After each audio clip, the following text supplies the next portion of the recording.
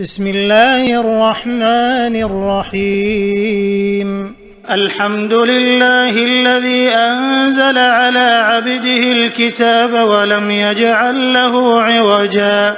قيما لينذر بأسا شديدا من لدنه ويبشر المؤمنين الذين يعملون الصالحات أن لهم أجرا حسنا ماكثين فيه أبدا وينذر الذين قالوا اتخذ الله ولدا ما لهم به من علم ولا لآبائهم كبرت كلمة تخرج من أفواههم إن يقولون إلا كذبا فلعلك باخع نفسك على آثارهم إن لم يؤمنوا بهذا الحديث أسفا إنا جعلنا ما على الأرض زينة لها لنبلوهم أيهم أحسن عملا وإنا لجاعلون ما عليها صعيدا جرزا أم حسبت أن أصحاب الكهف والرقيم كانوا من آياتنا عجبا إذ أوى الفتية إلى الكهف فقالوا ربنا آتنا من لدنك رحمة وهيئ لنا من أمرنا رشدا فضربنا على آذانهم في الكهف سنين عددا ثم بعثناهم لنعلم أي الحزبين أحصى لما لبثوا أمدا نحن نقص عليك نبأهم بالحق إنهم فتية آمنوا بربهم وزدناهم هدى وربطنا على قلوبهم إذ قاموا فقالوا ربنا رب السماوات والأرض لن ندعو من دونه إلها لقد قلنا إذا شططا هؤلاء قوم اتخذوا من دونه آلهة لولا يأتون عليهم بسلطان بين فمن أظلم ممن افترى على الله كذبا وإذ اعتزلتموهم وما يعبدون إلا الله فأووا إلى الكهف ينشر لكم ربكم من رحمته ويهيئ لكم من أمركم مرفقا وترى الشمس إذا طلعت تزاور عن كهفهم ذات اليمين وإذا غربت تقرضهم ذات الشمال وهم في فجوة منه ذلك من آيات الله من يهد الله فهو المهتد ومن يضلل فلن تجد له وليا مرشدا وتحسبهم أيقاظا وهم رقود ونقلبهم ذات اليمين وذات الشمال وكلبهم باسط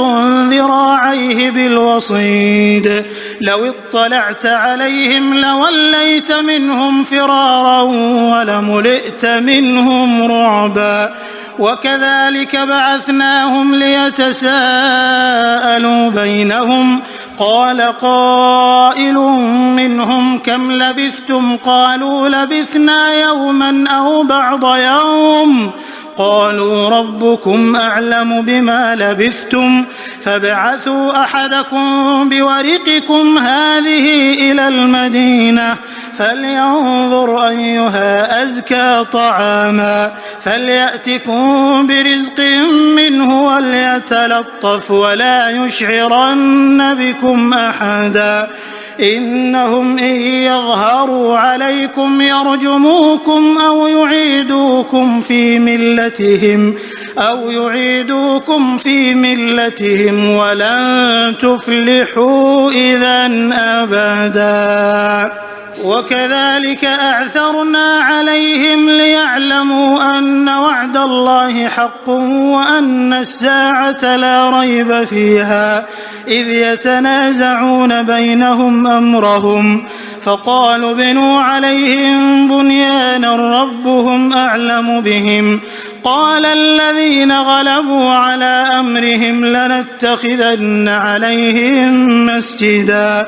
سيقولون 3 رابعهم كلبهم ويقولون 5 سادسهم كلبهم رجما بالغيب ويقولون 7 وثامنهم كلبهم قل ربي أعلم بعدتهم ما يعلمهم إلا قليل فلا تمار فيهم إلا مراء ظاهرا ولا تستفت فيهم منهم أحدا ولا تقولن لشيء إني فاعل ذلك غدا إلا أن يشاء الله واذكر ربك إذا نسيت وقل عسى أن يهديني ربي لأقرب من هذا رشدا ولبثوا في كهفهم 300 سنين وازدادوا 9 قل الله أعلم بما لبثوا له غيب السماوات والأرض أبصر به وأسمع ما لهم من دونه من ولي ولا يشرك في حكمه أحدا واتل ما أوحي إليك من كتاب ربك لا مبدل لكلماته ولن تجد من دونه ملتحدا واصبر نفسك مع الذين يدعون ربهم بالغداة والعشي يريدون وجهه ولا تعد عيناك عنهم تريد زينة الحياة الدنيا ولا تطع من أغفلنا قلبه عن ذكرنا واتبع هواه وكان أمره فرطا وقل الحق من ربكم فمن شاء فليؤمن ومن شاء فليكفر إنا أعتدنا للظالمين نارا أحاط بهم سرادقها وإن يستغيثوا يغاثوا بماء كالمهل يشوي الوجوه بئس الشراب وساءت مرتفقا إن الذين آمنوا وعملوا الصالحات إنا لا نضيع أجر من أحسن عملا أولئك لهم جنات عدن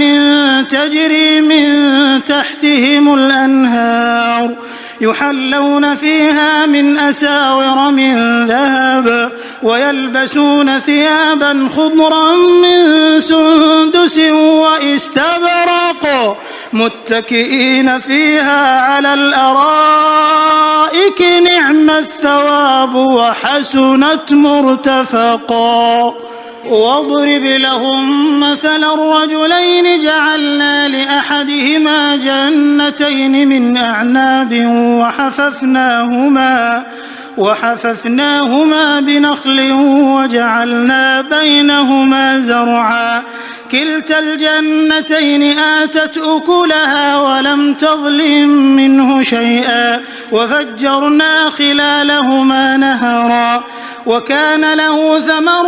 فقال لصاحبه وهو يحاوره أنا أكثر منك مالا وأعز نفرا ودخل جنته وهو ظالم لنفسه قال ما أظن أن تبيد هذه أبدا وما أظن الساعة قائمة ولئن رددت إلى ربي لأجدن خيرا منها منقلبا قال له صاحبه وهو يحاوره أكفرت بالذي خلقك من تراب ثم من نطفة ثم سواك رجلا لكن هو الله ربي ولا أشرك بربي أحدا لكن هو الله ربي ولا أشرك بربي أحدا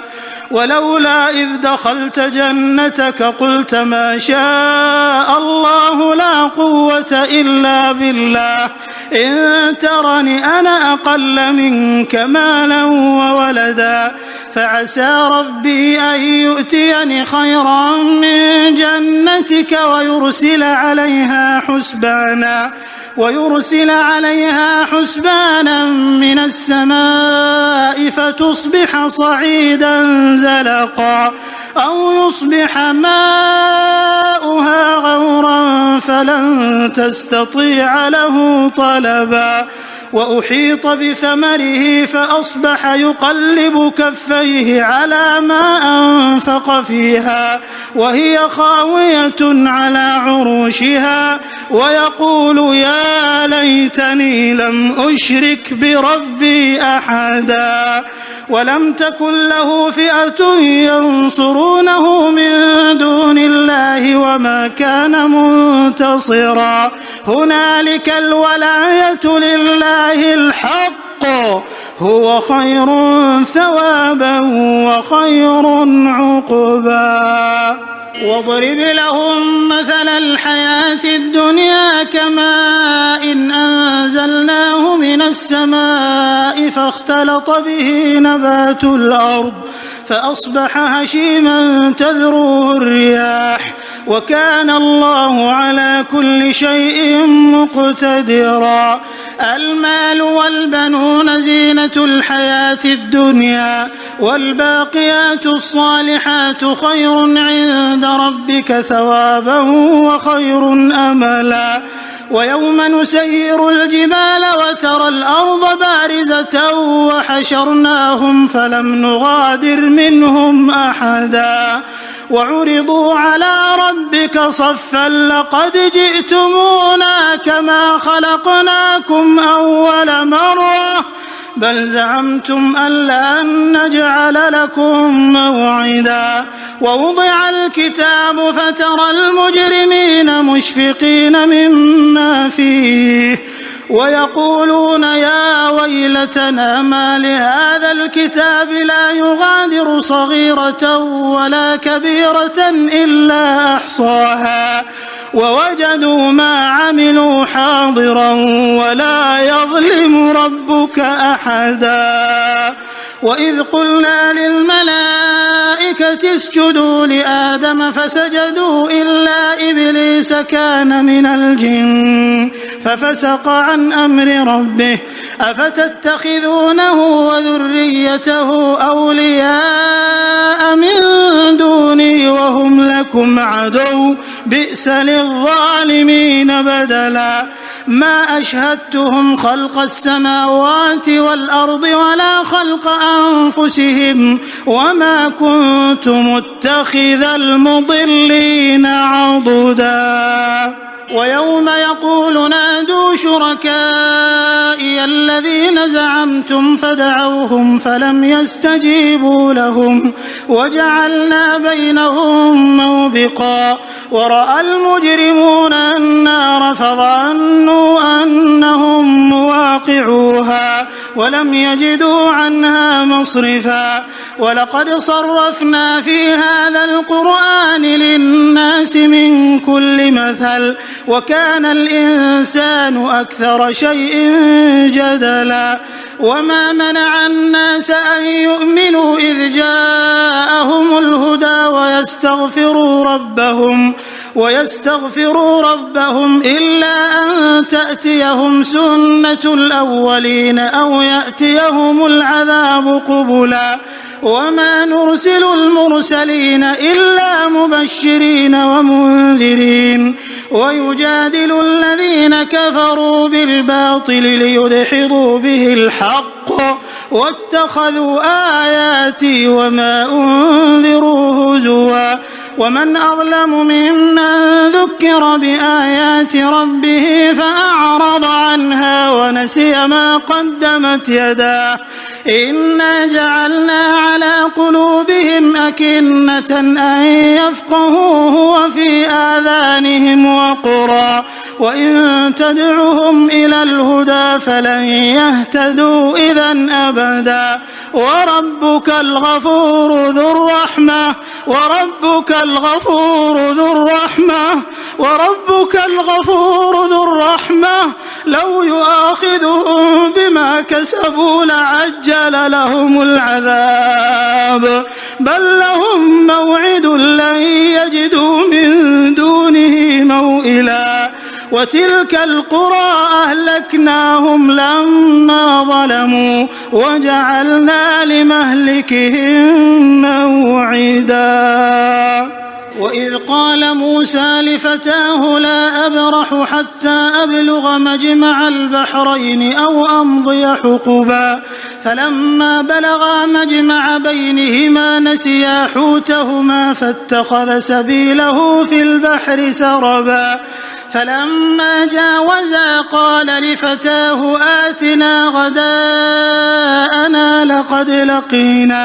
لقد لقينا من سفرنا هذا نصبا قال أرأيت إذ أوينا إلى الصخرة فإني نسيت الحوت وما أنسانيه إلا الشيطان أن أذكره واتخذ سبيله في البحر عجبا قال ذلك ما كنا نبغي فارتدا على آثارهما قصصا فوجدا عبدا من عبادنا آتيناه رحمة من عندنا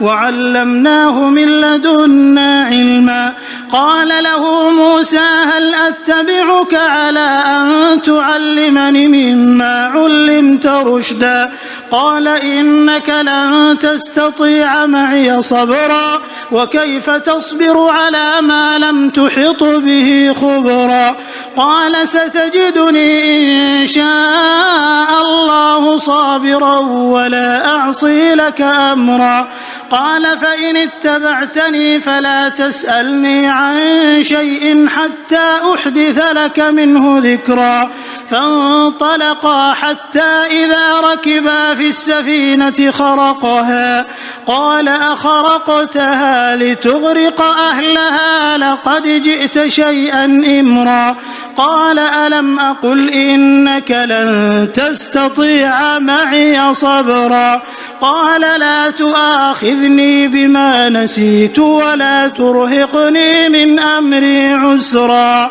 فانطلقا حتى إذا لقيا غلاما فقتله قال أقتلت نفسا زكية بغير نفس لقد جئت شيئا نكرا قال ألم أقل لك إنك لن تستطيع معي صبرا قال إن سألتك عن شيء بعدها فلا تصاحبني قد بلغت من لدني عذرا فانطلقا حتى إذا أتيا أهل قرية استطعما أهلها فأبوا أن يضيفوهما فوجدا فيها جدارا يريد أن ينقض فأقامه قال لو شئت لاتخذت عليه أجرا قال هذا فراق بيني وبينك سأنبئك بتأويل ما لم تستطع عليه صبرا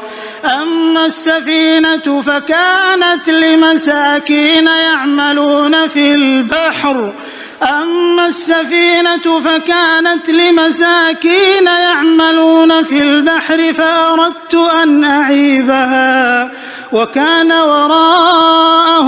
ملك يأخذ كل سفينة غصبا وأما الغلام فكان أبواه مؤمنين فخشينا أن يرهقهما طغيانا وكفرا فأردنا أن يبدلهما ربهما خيرا منه زكاة وأقرب رحما وأما الجدار فكان لغلامين يتيمين في المدينة وكان تحته كنز لهما وكان أبوهما صالحا فأراد ربك أن يبلغا أشدهما ويستخرجا كنزهما رحمة من ربك وما فعلته عن أمري ذلك تأويل ما لم تسطع عليه صبرا ويسألونك عن ذي القرنين قل سأتلو عليكم منه ذكرا إنا مكنا له في الأرض وآتيناه من كل شيء سببا فأتبع سببا حتى إذا بلغ مغرب الشمس وجدها تغرب في عين حمئة ووجد عندها قوما قلنا يا ذا القرنين إما أن تعذب وإما أن تتخذ فيهم حسنا قال أما من ظلم فسوف نعذبه ثم يرد إلى ربه فيعذبه عذابا نكرا وأما من آمن وعمل صالحا فله جزاء الحسنى وسنقول له من أمرنا يسرا ثم أتبع سببا حتى إذا بلغ مطلع الشمس وجدها تطلع على قوم لم نجعل لهم من دونها سترا كذلك وقد أحطنا بما لديه خبرا ثم أتبع سببا